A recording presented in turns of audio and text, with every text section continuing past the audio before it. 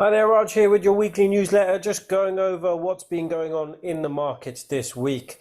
So this week we had the FOMC rate decision where they did increase interest rates, but they did kind of insinuate that maybe this will slow down or it will be data dependent and they'll decide on a month-to-month basis, which is very different to what they were speaking about before.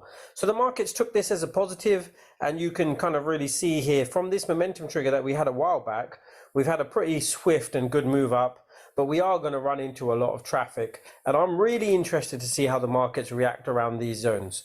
So let's spell some of them out for you. So this one is a really prominent zone there. So this is around 33,500 in the S&P, in the Dow Jones, and then also, you know, we are headed up to this 200 period moving average on the daily chart as well.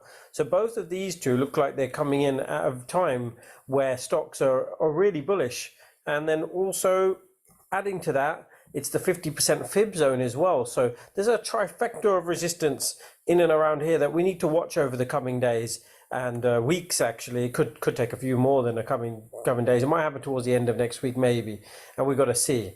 The other thing that we need to remember is that we are still in a period of lower highs and lower lows. You know, this downtrend hasn't quite finished yet.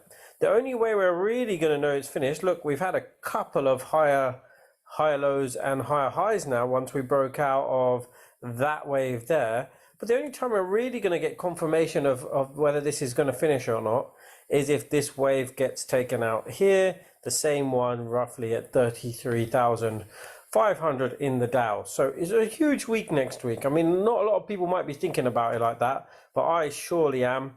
I'm really interested to see if these resistance levels break and we can move back into an uptrend. That would be super interesting for next week.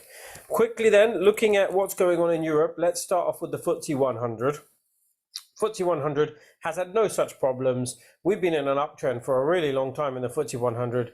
This looks like a continuation of that uptrend because, going on the same theory, it has just made a new higher low, higher high formation, and it's all looking good here. This last momentum trigger and this last PTS here have worked a treat. You know, we are nearly at 2-to-1 now. Let's check how that candle would have gone. So if the stop loss was about there, 183 points, we are currently at 237 points. So we've got a little bit more. I'd probably say roughly about here, around this point here is the 2-to-1 area.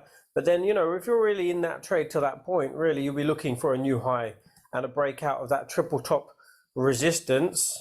Let's draw that. This triple top resistance here, 1, 2, and 3, about here. That's where we will really be looking for a breakout. That could take months, you know. We could see a new lower high, lower low up there for a little while to come. Then looking at the DAX, which has been the most bearish of the three, if we're honest, this one is still not in breakout territory. We are at the resistance zone right now. There, we are moving through it. We haven't made a higher low, higher high formation. This one is still the most bearish index out there in compared to the S&P500, the Dow Jones, the FTSE 100. You know, it really is very different compared to the others. In Japan, let's go pick up the Nikkei.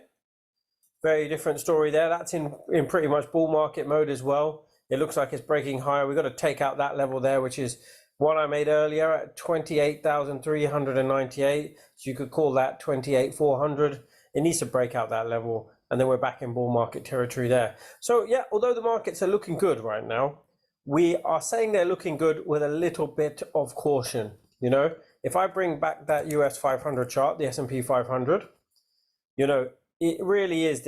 I'm saying this with a note of caution. Yes, it looks all right. We are breaking higher.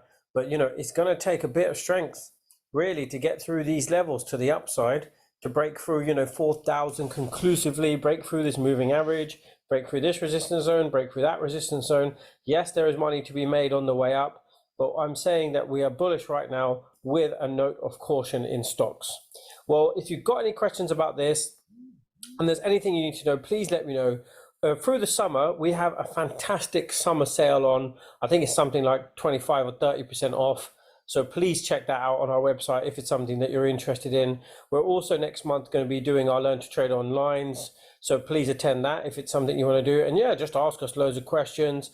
Let us know what your thoughts are. If you've got a different feeling about what's going on with stocks, let us know as well. But happy days, it's turning around now. We just need to see whether it's sustainable.